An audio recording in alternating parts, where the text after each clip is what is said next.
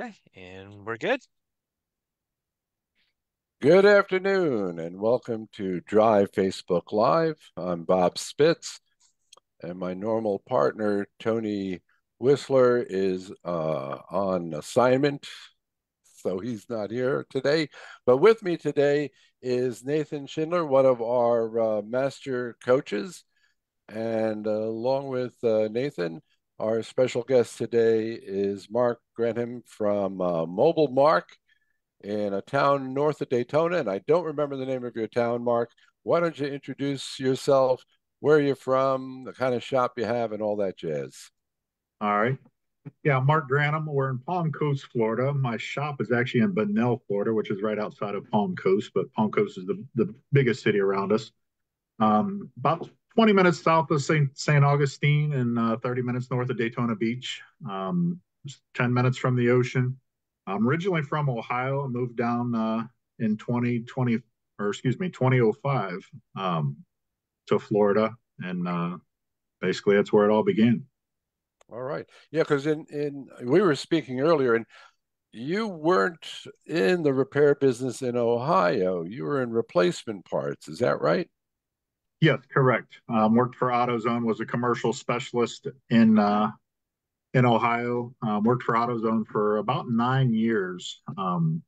Dealt with shops up there. Had 193 accounts that I was sending parts to, and just got the concept of Mobile Mark up in Ohio. But and I was also in financial services, and then when I moved to Florida, um, I was trying to further my financial services career, but it kind of the market went belly up, so I went back into the automotive industry All and right.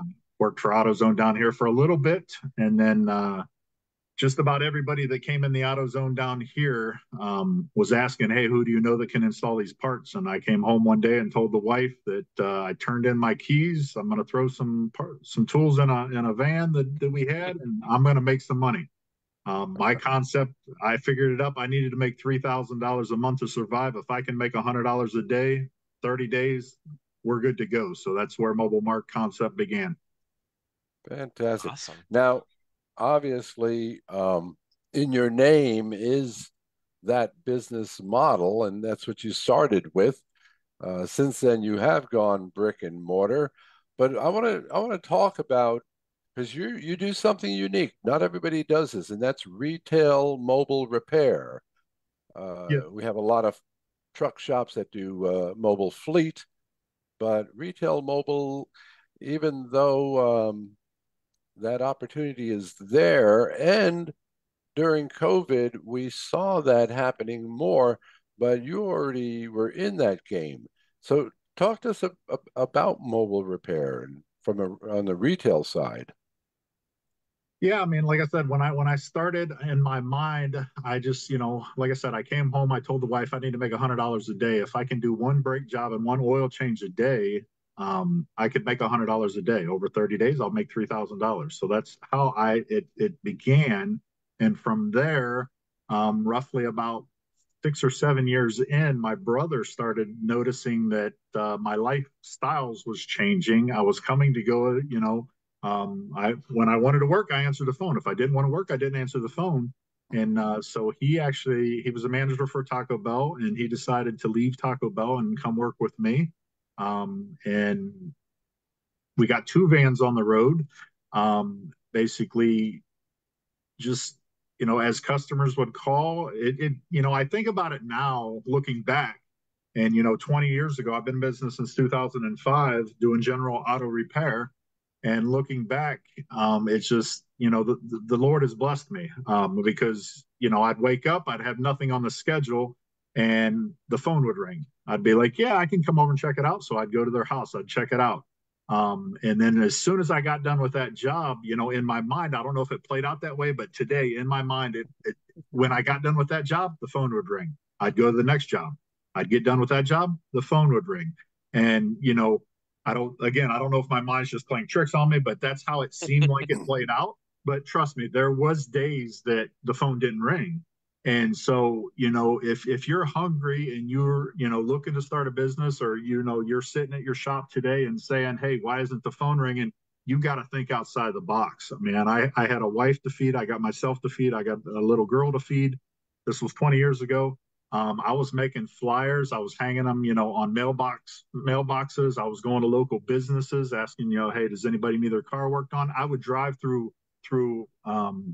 neighborhoods, and if I seen a car in a driveway with a hood up, I was pulling in their driveways, knocking on the door, and say, "Hey, I'm here to work on your car." And they'd be like, "We didn't call nobody." And I would say, "Oh, you didn't? I must. What? This is this address, ain't it? No, this ain't this address. Well, hey, I seen your hood up. What do you need done? I'm here." I mean, I was creating something out of nothing because that's the way you got to be. And from there, like I said, 6 or 7 years in, my brother came on board with me. We got two vans on the road. We drove this in the same van for the first year. Then after that, we decided to, separate. So he went his way, I went my way. We did twice the work. A few years later, we ended up getting a shop. From there, I was starting to bring in bigger jobs, because before I was just sending them out to other local shops that I became friends with. And from there, when I got my own shop, I was starting to have bigger jobs, and I started having other techs calling me up and saying, "Hey, are you looking for anybody?" I never recruited, just word of mouth, doing the right thing for customers, hearing good response from customers. Other mechanics in the area heard what we were doing, and they wanted to join our team. So from there, to today, I've got basically two vans on the road. I've got a four-base shop. I got two service riders, and right now I'm trying to just get myself into that position where I'm working the business instead of the business working me, like Drive has been teaching me. Fantastic. Nathan, you have any We're questions for yeah, Mark? I was real curious, like what are, like, as a mobile technician, were there any jobs that you couldn't do, or did you take on everything? Well, I mean, back in the beginning, I mean, I had to become a specialist at everything. Like I said, I became friends with a lot of shop owners. So, I don't know everything. I'm not telling you I know everything, but I like to associate myself with people that know more than me. So when I don't know something, I can find you the answer to it. Um, so what I did was it, I was doing transmissions in people's driveways. I was doing engines in people's driveways. I was doing tune-ups. I was doing brakes. I was doing, but everybody in town thought that all I did was oil changes, and I had to market myself a little bit differently so that I did get those bigger jobs. Because I knew just, doing oil changes weren't going to pay the bills. So I had to grow from there. Um, and that's what I've done, is just put out there that, yes, I mean, even in the beginning, I mean, the phone would ring and I'd be at a customer's home and they'd have something, quick and simple, and I'd knock it out and get it done. I would ask them, "Hey, is there anything else you got?" "Well, I need gutters cleaned." Again, going back to, you got bills to pay, you got to, whatever it takes. Yeah, I specialize in that. So, I mean, but it turned out that the automotive side of me, I'm no longer cleaning gutters. When people, I had a customer come in my shop a week or two ago that came in and said that I had did something for her 20 years ago, and she came in and she wanted to know if I still cleaned gutters. Um, and my service driver was like, "No, I don't think he cleans gutters no more. We stay pretty busy just on the automotive side." So, because all my guys know my story, so they laughed about it, and I'm like, "Hey, you got to do Yeah. what you got to do." Yeah. Um, Now, there wasn't really a business model for you to follow when you started this, was there? no, there wasn't. Like I Kind of said, created it as you went along. yes, yes. Created it while I went along. And there was always that back in my mind, what if I don't succeed? But again, if you break it down to the simplest concept of all I need to do is make $100 a day, anybody can do that. So if you break it down to the simplest concept, you keep it simple, and just running the road and making it happen, and getting from for very friendly with the parts departments at the local auto parts stores, and letting them know, say, "Hey, if you guys need something from me, you call me." If there's customers that ask, "Hey, who do you know where I can go to get this installed?" You call me. I was buying a lot of pizzas for them guys. I mean, days that I was making $100, I was spending 75 of it in pizzas for them. Promotion.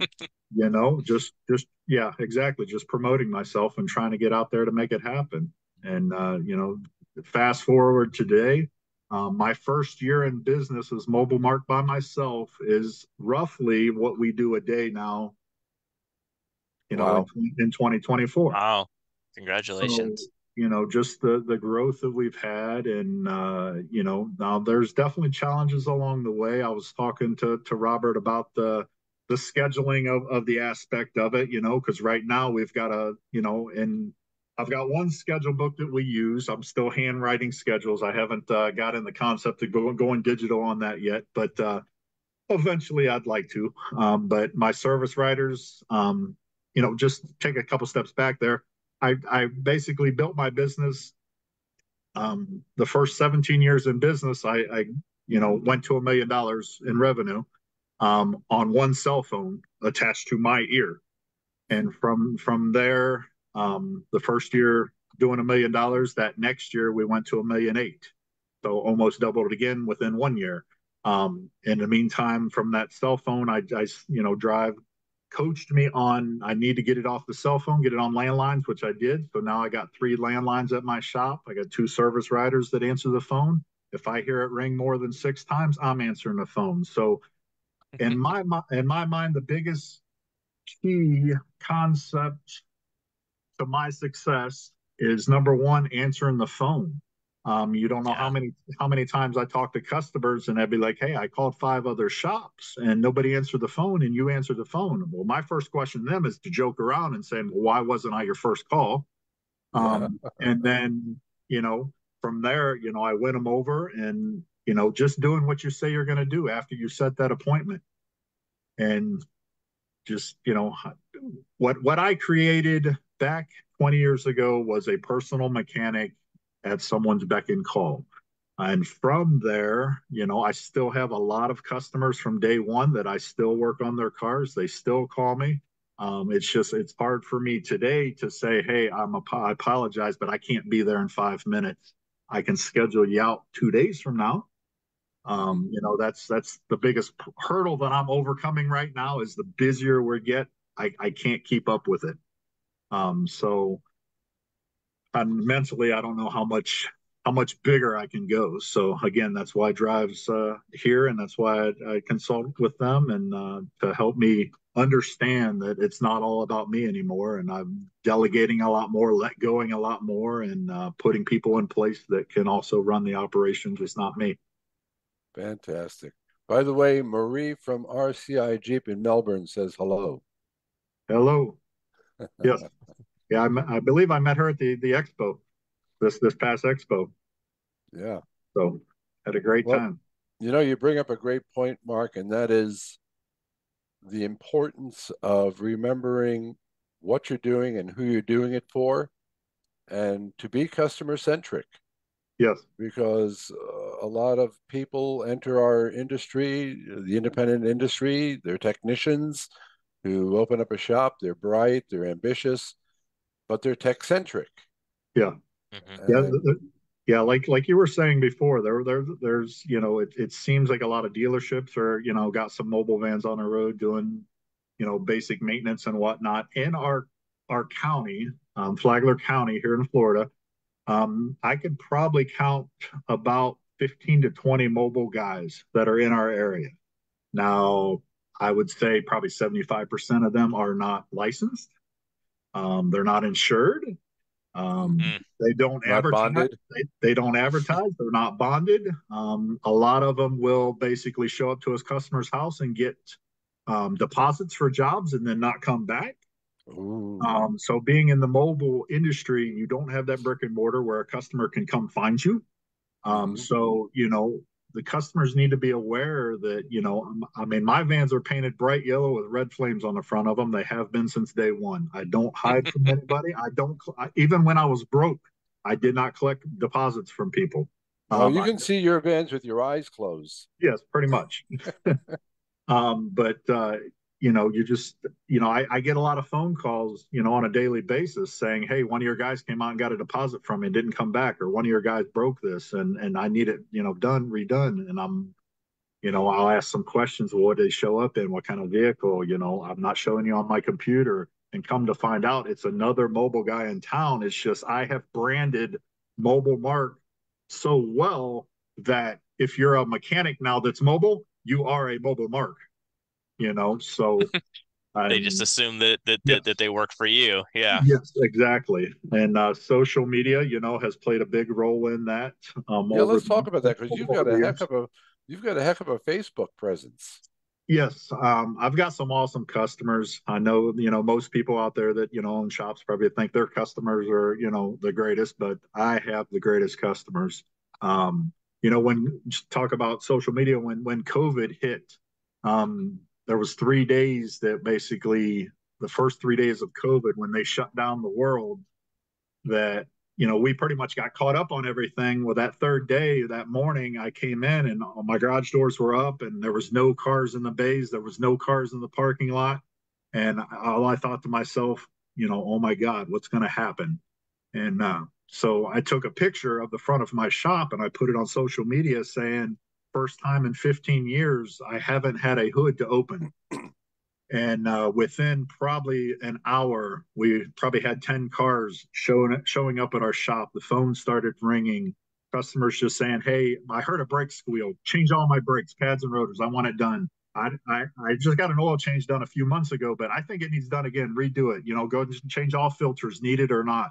I mean, I had people just showing up, some of my regular customers and even some of, family and friends of theirs showing up to support us, which was awesome.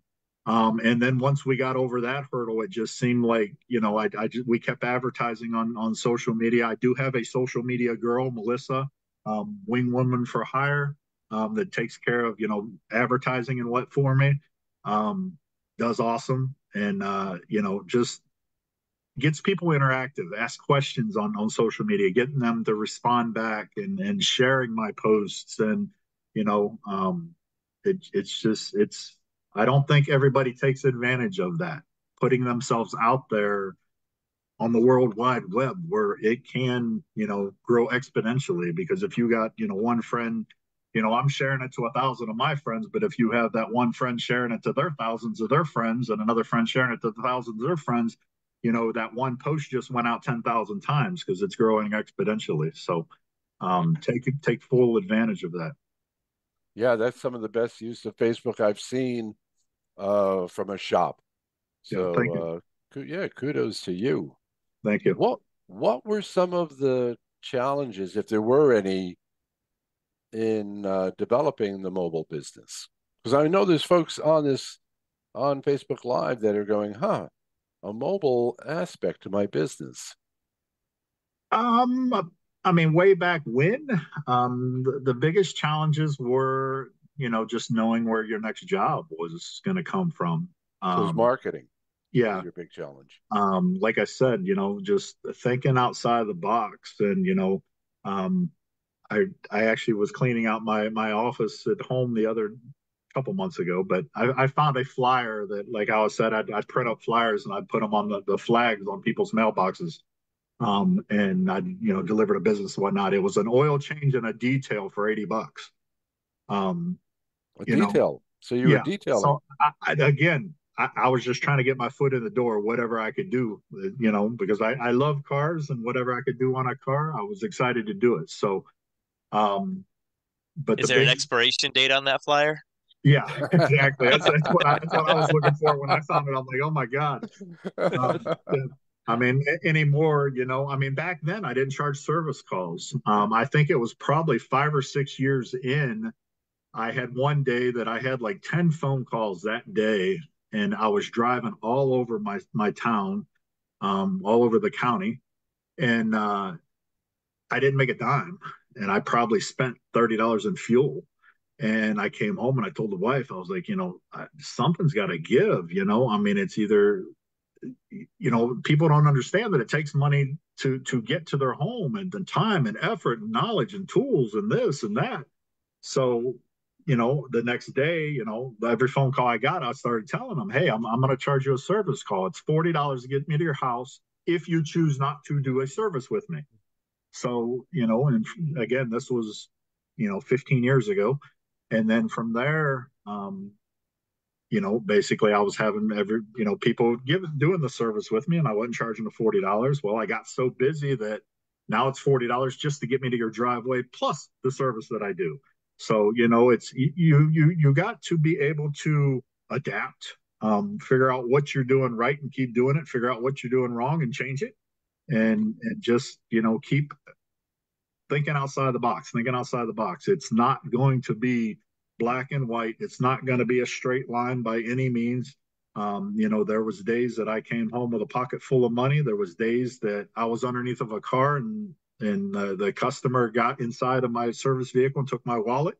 There was days that, just anything you can think of, chances are I've been through it. Just because, showing up to people's homes and they're open the door naked. There's, I mean, everything that you can think of, I've been through it. I've been bitten by a dog. I've seen an alligator cross somebody's front yard, me having to run to the backyard while I'm underneath of a car. I've been through it. But no, as you're saying to people looking at possibly starting out, just understand that that next day could be the breakthrough day. I mean, it's not going to come overnight. It's something that you're going to have to build. You're going to have to think over outside of the box and keep changing things and bettering things and taking a couple steps back to get 15 steps ahead and just keep moving with it. So that's the best Yeah. advice I can give you. And answer the phone. Answer the phone Answer the phone. and do what you say Hmm. you're going to do. Hmm. Don't don't Imagine don't that. don't jump over dollar bills to pick up dimes. You know, so, and by me saying that, there's some mobile guys here in town that, if a traveler's broke down on the side of 95 and they call for, they got a blowout on the side of 95 and they call, I got some acquaintances, mobile guys in towns that'll show up and change a spare tire for $200, where, I charge a service call of 65, or 75. And, be fair with people. Don't take advantage of people. Don't you don't know who that person is that doesn't live in your community, but maybe they have family in the community. And because you helped them and you got them back to Virginia, that their family's going to start calling you. And that could be worth $1 million over the next 20 years Sure. Hmm. instead of collecting Hmm. at $300 and pissing them off because you, in your mind, hey, I saved you off the side of the road. No, you took advantage of them on the side of the road. Let's be honest here. So, Yeah. Yeah. just do the right thing, do what you say you're going to do, and stay on top of it. Wow. Now, and that's great advice. You got together with Drive in kind of a unique way because you came to our expo before you were ever a client. Is Yes, that right? yes, correct. So last year, actually no, it was 22, the drive of 22. Um, we were busy. Um, I was pulling my hair out. I was a service writer. I was, answering the phones. I was a receptionist. I was a cleaning lady. I was the head technician. I was the parts go getter. I was anything and everything. So I'm sure people can relate to that. Um, but I got a email from O'Reilly's saying how to hire the right people when you don't have time to hire. It was something like that. I don't know exactly what it was, but it was an email saying that this drive was holding a webinar on how to do that. So I signed up for it. Well, let's see what it's about because I knew I needed help somewhere somehow.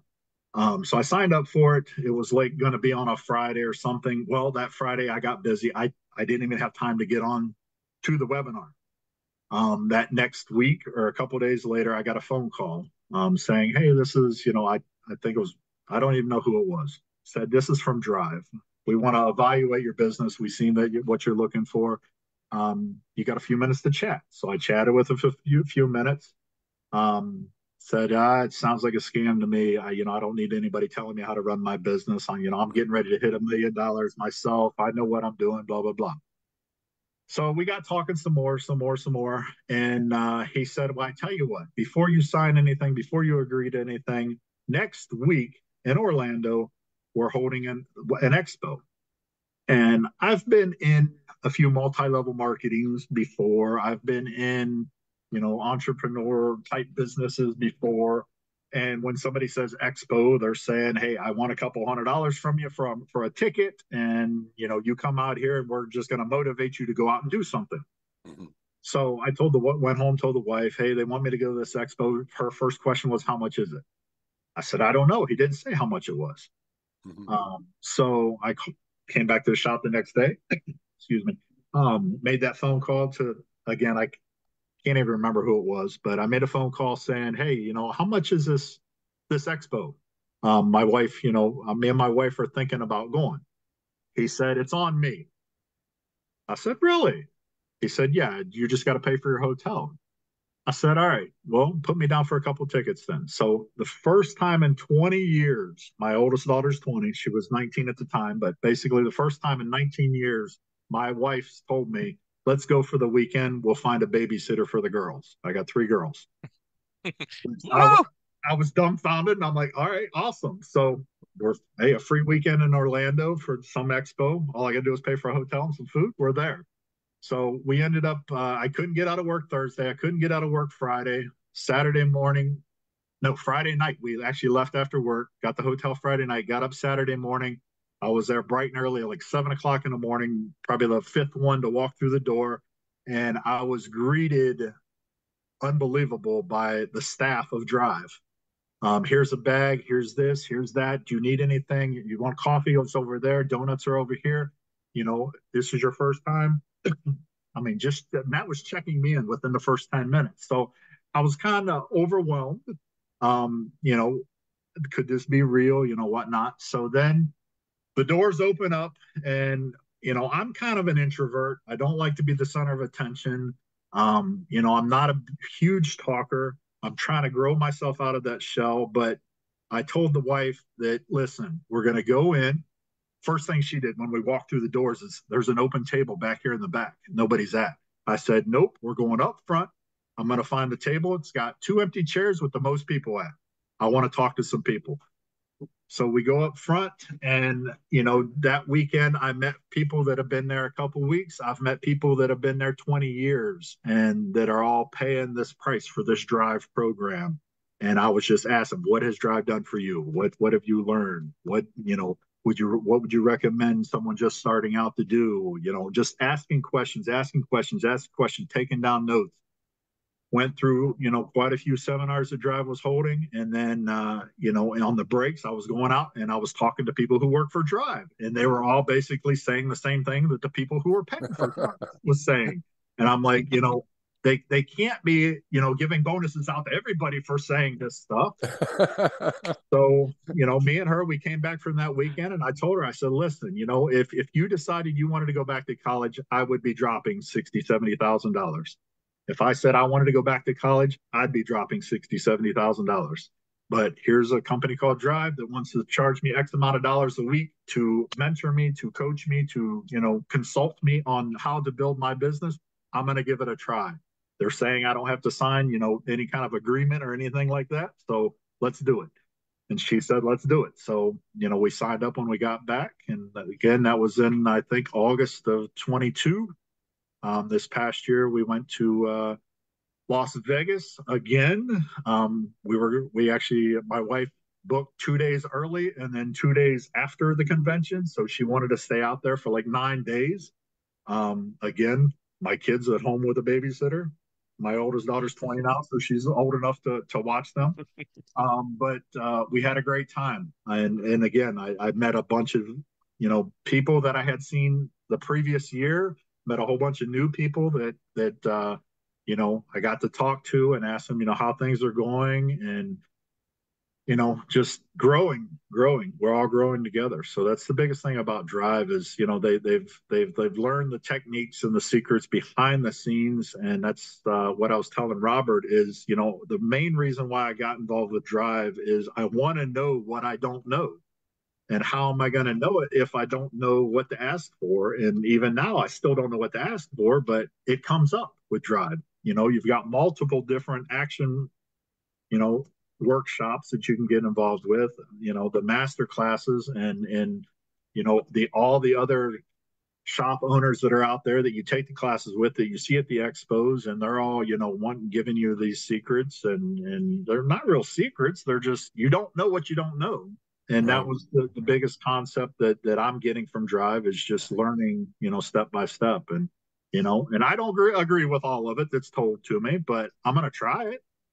and Absolutely. and if it don't work, I can always go back to my own stubborn ways, but I'm gonna try it. So Hey, well, believe it or not, Mark, our time is already up. I could uh-oh. have you on for at least another hour, Yeah. but we Yeah. don't have that time today. I want to thank you so much for being with us and sharing with us your experience, and remind everybody that Rec Week is coming up. Mark was talking about the expo. Do Yeah. you advise people to go, Mark? Yes, I do. Yes, without a shadow of a doubt. Don't even think twice about it. Just do it. Yep.